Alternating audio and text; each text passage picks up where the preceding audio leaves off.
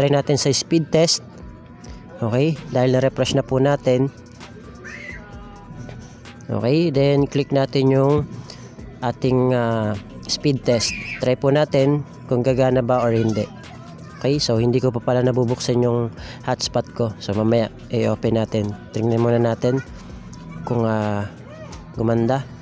So ayan. Ang bagal niya mga boss. Nasa 4 lang siya. Airplane mode ulit natin. Okay, so punta tayo sa hotspot. Buksan ko lang muna yung hotspot natin para naka-connect sila mamaya. Ayan. Airplane mode ulit natin mga boss. Kapag kaganyan mga boss yung na-experience nyo, pwede siyang airplane mode ulit. Okay, mas maganda o mas matagal-tagal. Okay, para nare-refresh yung inyong internet signal. Yan, so close natin. Buksan ko lang yung hotspot ko. At open ulit natin yung speed test. Okay, then try natin i-connect. O try natin na speed test ulit para malaman natin kung lumakas ba siya or hindi. So yan, kung makikita nyo mga boss, pumapalo na siya ng 45, 40. Okay, tapos yung ating ping, okay, nasa 18 lang mga boss, yung ating MS. Ayan, makita nyo yung download natin, pumalo na siya ng 30. Okay, tapos yung upload natin, ayan, tumataas din siya, nasa 5.78. Pero sabi ko nga, yung upload nyo dapat pumapalo yan ng 10 pataas. Okay, so yan, nasa 6 lang siya. Pero try natin mga boss, basta yung MS nyo ay dapat mababa lang. Dapat nasa 15 to 25 MS lang kayo. A few moments later. Okay, so try natin siya. Magpe-play tayo sa YouTube ng mga 1080p na 12 hours video. Okay, so click natin yung 12 hours video. Ayan. So ito yung madalas nating i-play kasi ito yung may 1080p mga boss. Yan yung may 1080p na video.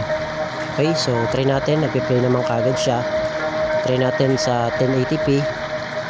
Quality, click advance, 1080p. Ayan. So makita nyo, nagpe-play naman siya. Hello mga boss, welcome back dito sa ating YouTube channel. Kumusta? Salamat nga pala sa walang sawa at patuloy na pagsuporta dito sa ating YouTube channel. Okay, so meron na naman tayong i-update sa inyo mga boss para po sa lahat ng mga gustong mapalakas yung kanilang mga internet signal. So ako po pala mga boss ay naka-token text. So only data po yung load na gamit ko. Good for 30 days. Okay, so kung maglo-load po kayo, hindi ko alam kung ano yung mga promo na gamit nyo, pero kung kayo po ay naka token text kagaya ko, merong unli data. Okay, so ako naka 30 days. So malaking tulong na po ito para sa akin. Okay, so kung makita nyo mga boss, so 9.18 gig yung ating nagamit sa araw na to. Tapos itong buwan na to ay nakaka 338.6 gig na kami. Okay, so ganyan kami kalakas kumonsume ng data. Okay, so tatlo na yung nakakonect sa akin. Pag kumpleto kami mga boss, umaabot yun ng 10. Okay, so syempre, mas marami nakakonect, mas humihina yung ating internet signal. Kasi nga, data lang yung gamit natin, hindi naman tayo naka wifi. Pero ginawa na namin siyang wifi kasi mas makakatipid nga talaga para matest natin kung wala nga talaga siyang capping. So legit naman siya mga boss kasi ilang buwan ko na siyang ginagamit. Okay, parang naka wifi ka na rin talaga. So hihintayin mo na lang ma-expire yung load. Okay, tapos i-renew mo na lang ulit yung paglo-load. Okay, so ready siya, pwede siyang i-hotspot. Okay, so ngayon simulan natin mga boss. Punta tayo sa settings. Click natin yung SIM card and mobile networks. Hindi ko alam kung ano yung gamit yung SIM card. Ako kasi naka token text. Pero good for all networks po ito. Smart token text in Sun, Globe and TM. Pwede rin po sa dito. Okay, sa mga naka dito SIM, pwede rin po yan. So click natin yung APN or access point names. At gagawa tayo ng panibago. Click natin yung new APN mga boss. Yan, ito po yung kanyang pangalan. Ilagay nyo po dyan, Telstra. Yan, Telstra.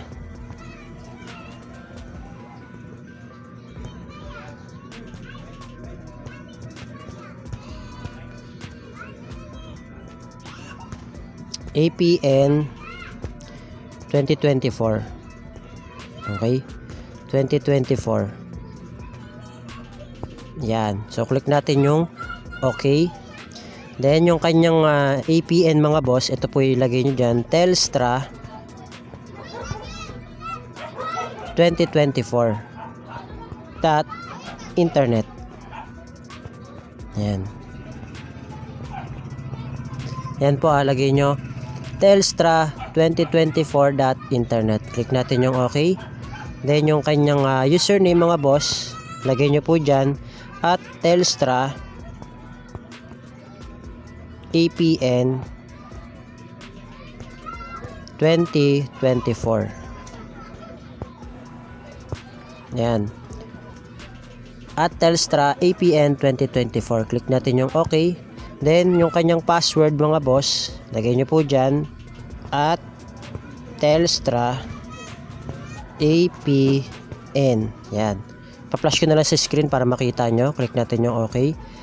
Then yung kanyang server mga boss, ito po yung ilagay nyo dyan, www.google.com. Click natin yung okay. Then yung kanyang authentication type mga boss, ito yung kanyang authentication type, lagay nyo lang po dyan ay PAP. Okay, lagay nyo lang po dyan PAP. Tapos yung kanyang APN type mga boss, lagay nyo dyan default. Ayan, lagay nyo default. Click OK. Tapos yung kanyang APN protocol, naka IPv4, IPv6. Ganun yung kanyang APN roaming protocol, IPv4, IPv6. At yung kanyang bearer mga boss, ayan, unspecified para po sa lahat ng mga naka 2G, 3G, 4G, 5G LTE. Okay? Kung gusto nyo naman LTE kayo, okay, LTE lang yung lagay nyo. Pwede naman po yan. Kung gusto nyo naman sabay, pwede rin po. Okay? So sa atin kasi, unspecified lang para sa pangkalahatan. So click natin yung okay. Click natin yung more. Then save. Okay? Then i-click na po natin yung ginawa nating APN. Then saka po tayo mag-airplane mode ng kahit na 3 to 5 seconds or higit pa. Kasi mas mahaba, mas matagal, mas maganda mga boss. Okay? Kasi nare-refresh yung ating internet signal. Okay?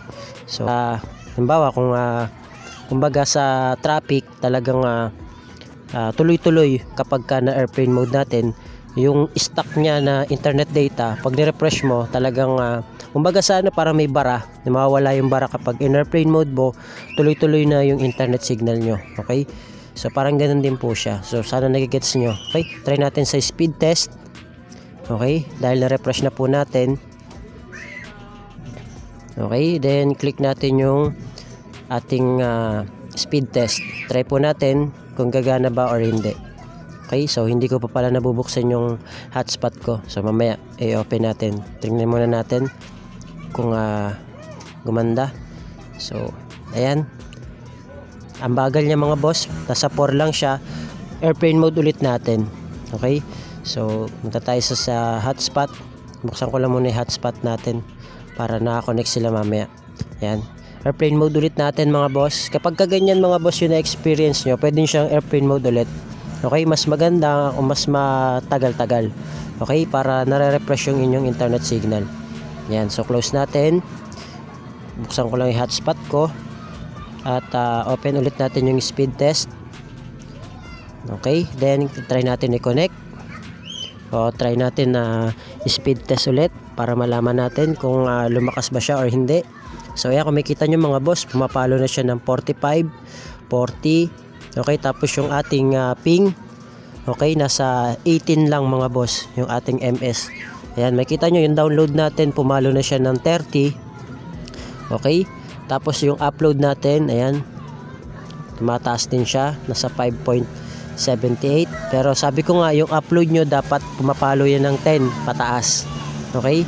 So yan, nasa 6 lang siya. Pero try natin mga boss, basta yung MS nyo ay dapat mababa lang. Dapat nasa 15 to 25 MS lang kayo. Tapos yung download nyo, ayan, dapat pumapalo siya ng 15 pataas. Yung upload nyo ay pumalo dapat ng 10 pataas. Okay, so try natin siya. Magpe-play tayo sa YouTube ng mga 1080p na 12 hours video. Okay, so click natin yung 12 hours video. Ayan. So ito yung madalas nating i-play kasi ito yung may 1080p mga boss. Yan yung may 1080p na video. Okay, so try natin. Nagpe-play naman kagad siya. Try natin sa 1080p quality. Click advance, 1080p. Ayan. So makita nyo nagpe-play naman siya. Working na working yung mga boss. Try nyo na lang din po sa mga area nyo kung working po sa inyo. Okay? So I hope na gumana po sa inyo tong video tutorial natin mga boss. Marami pa po tayong i-update kung paano mapapalakas yung inyong mga internet signal. Okay? So yun lang mga boss. Maraming salamat. I hope na gumana po sa inyo tong video tutorial natin. Okay? So yun lang. Thank you. God bless. See you on my next video.